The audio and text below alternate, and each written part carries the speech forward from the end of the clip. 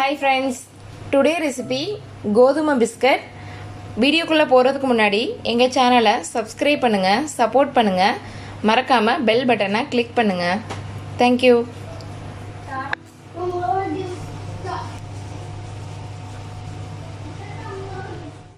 இப்போ கோதுமை பிஸ்கட் பண்ணுறதுக்கு தேவையான பொருட்கள் என்னென்னன்றதை பார்த்துடலாம். நான் இந்த ஒரு கப் அளவு கோதுமை மாவு எடுத்திருக்கேன். அதாவது 250 ml. நீங்கள் டம்ளரில் அளக்குறீங்க அப்படின்னா டம்ளர்லேயோ நீங்கள் எந்த அளவு வச்சுருக்கீங்களோ ஒரு கப் போட்டிங்க அப்படின்னா அரை கப் சுகர், அரை கப்பில் இருந்து 3/4 கப் வரையும் சுகர் போட்டுக்கலாம். நீங்கள் சுகர் சாப்பிட்றது பொறுத்து. இப்போ ஒரு மிக்சி ஜாரில் நான் அரை கப் சுகர் எடுத்திருக்கேன். கிட்டத்தட்ட இது 125 ml. இப்போ இதை அப்படியே நம்ம சேர்க்க முடியாது, அதனால மிக்சி ஜாருக்கு மாற்றி இதை நல்லா பவுட்ரு பண்ணிக்கலாம். இப்போ சுகர் நல்லா பவுடர் பண்ணியாச்சு. இந்த மாதிரி பவுடர் பண்ணிக்கோங்க. இப்போ நம்ம வச்சுருக்க கோதுமை மாவோட சேர்த்துடலாம். இப்போ எப்போவுமே எந்த ஸ்வீட் பண்ணாலும் கொஞ்சம் உப்பு சேர்த்துக்கங்க. அப்போ தான் ஸ்வீட்டில் நல்லா கொஞ்சம் இந்த பிஸ்கட்டில் கொஞ்சம் உப்பு தெரியும். அதனால் நான் ஒரு பிஞ்ச் அளவு உப்பு சேர்த்துருக்கேன். அப்புறம் பட்டர் நான் ஒரு 1.5 ஸ்பூன் பட்டர் எடுத்திருக்கேன். ரூம் டெம்பரேச்சரில் முன்னாடியே எடுத்து வச்சுருங்க. ஸோ ஃபஸ்ட்டு இதை நல்லா மிக்ஸ் பண்ணிவிட்டு இந்த பட்டரையும் நல்லா பிசைஞ்சு விட்டுக்கலாம். நீங்கள் பட்டர் போடலை அப்படின்னா கீ கூட சேர்த்துக்கலாம். இதில் கீ ஒரு 2 ஸ்பூன் சேர்த்துக்கலாம். ஆல்ரெடி நான் மைதா பிஸ்கட் எப்படி செய்கிறதுன்றது வீடியோ போட்டிருந்தேன். ஸோ அதில் தேங்காய் பால் அப்ளை பண்ணியிருந்தேன். ஸோ இதில் நான் தேங்காய் பால் அப்ளை பண்ணலை. ஸோ வெறும் கோதுமை மாவு, சீனி, பட்டர் இது இருந்தாலே போதும், பிஸ்கட் ரெடி ஆயிரும்.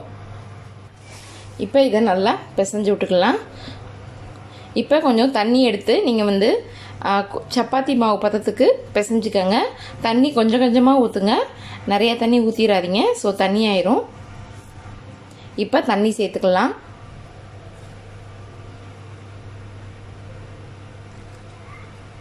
ஸோ இப்போ இதை ஒரு சப்பாத்தி மாவு பதத்துக்கு பிசைஞ்சிக்கலாம்.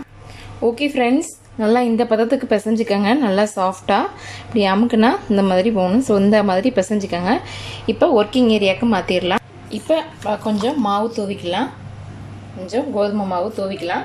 ஸோ இந்த இதை 2 பேட்சாக பிரிச்சுக்கலாம். ஸோ 2 பேட்சாக பிரிச்சுக்கிட்டோம்னா கொஞ்சம் ஈஸியாக இருக்கும். இப்போ இதை ஒரு 2 பேட்சாக பிரிச்சுக்கிறேன். ஸோ இப்போ இதில் இன்னும் கொஞ்சம் மாவு தூவி ஒரு ரொட்டி கட்டை இதை வச்சு நம்ம தேய்ச்சிக்கலாம்.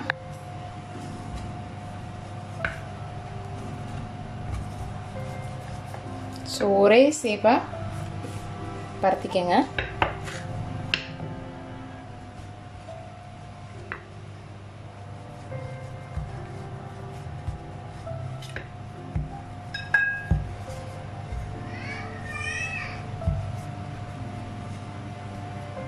ஓகே, ரொம்ப லேஸாக இல்லாமல் ரொம்ப கனமாக இல்லாமல் கொஞ்சம் மீடியம் இதாக பார்த்து பரத்திக்கங்க.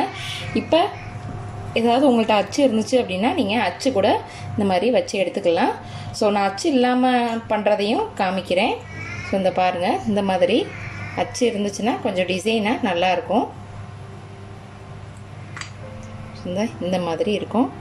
ஸோ அச்சு இல்லைன்னா நான் கத்தியில் எப்படி பண்ணணுன்றதை சொல்கிறேன். ஸோ இதே மாதிரி இருக்குது. ஸ்டாரு சின்ன சைஸு, பெரிய சைஸு எல்லா அளவுமே இருக்குது. ஸோ இருந்துச்சுன்னா நீங்கள் அதை யூஸ் பண்ணிக்கோங்க. இல்லை அப்படின்னா கத்தியில் எப்படி செய்யலான்றதை நான் சொல்கிறேன். இப்போ இது மாதிரி பருத்தி எடுத்துக்கோங்க. ஸோ ஒரு கத்தி வச்சு உங்களுக்கு என்ன சைஸ் வேணுமோ அந்த சைஸில் ஸ்கொயர் எது வேணுமோ அந்த மாதிரி நீங்கள் கட் பண்ணி எடுத்துக்கோங்க. ஸோ நான் இந்த மாதிரி கட் பண்ணி ஸோ இதே இப்படி போட்டுருங்க. கொஞ்சம் சின்ன சின்னதாக நல்லாயிருக்கும். ஸோ இந்த மாதிரி ட்ரை பண்ணுங்கள். அச்சு இல்லை அப்படின்னா, இல்லைன்னா நீங்கள் ஏதாச்சும் ஒரு டப்பா மூடியை கூட நீங்கள் வச்சு ரவுண்டு ஷேப்பில் எந்த ஷேப்பில் வேணாலும் போடலாம். ஸோ இந்த மாதிரி இருந்தால் ஓகே. இப்போ இதே மாதிரி எல்லாத்தையும் பிளேட்டில் எடுத்து வச்சிடலாம். இப்போ இதையே கிராஸாக கட் பண்ணி நம்ம அந்த மாதிரி அச்சு வச்சோம்னா பாதி மாவு மறுபடியும் நம்ம செய்கிற மாதிரி வருது. இந்த மாதிரி கத்தியில் நம்ம செய்யும்போது கொஞ்சம் ஈஸியாக இருக்குது. ஸோ உங்களுக்கு எந்த ஷேப் வேணுமோ கட் பண்ணிக்கோங்க.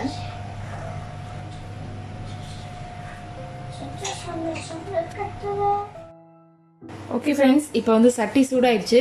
ஆயில் சேர்த்துக்கலாம்.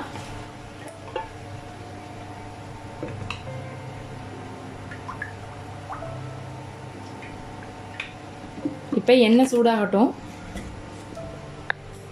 இப்போ ஆயில் நல்லா சூடாயிருச்சு. இப்போ பொரிச்சு எடுத்துடலாம்.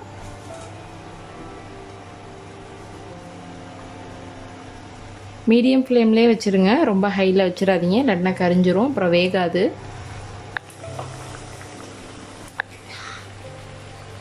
ஓகே ஃப்ரெண்ட்ஸ், இது நல்லா ப்ரௌன் கலராக நல்லா கலராக வந்துடுச்சு. ஸோ இப்போ வந்து இதை வந்து எடுத்துடலாம்.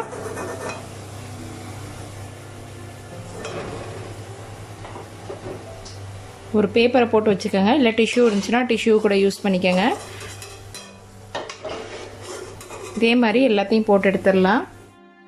ஓகே ஃப்ரெண்ட்ஸ், சூப்பராக ரெடி ஆயிடுச்சு கோதுமை பிஸ்கட். 10 நிமிஷத்தில் கோதுமை பிஸ்கட் ரெடி பண்ணியாச்சு. கண்டிப்பாக நீங்களும் ட்ரை பண்ணி பார்த்துட்டு கமெண்ட்ஸில் எப்படி வந்ததுன்றதை சொல்லுங்கள்.